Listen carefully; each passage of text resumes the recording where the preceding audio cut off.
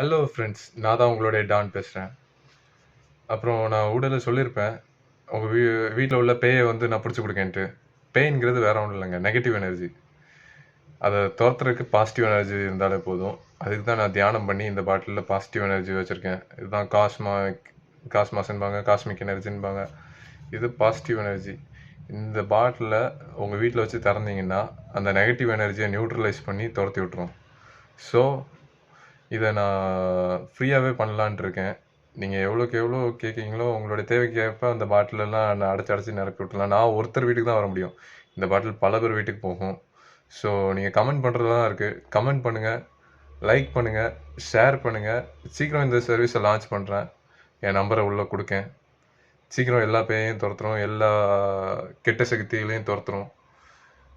எல்லாத்தையும் சித்தர் வந்துட்டேன்ல, இனிமேல் எல்லா பாசிட்டிவ் எனர்ஜியும் உள்ளுக்குள்ளே கொண்டு வரேன்.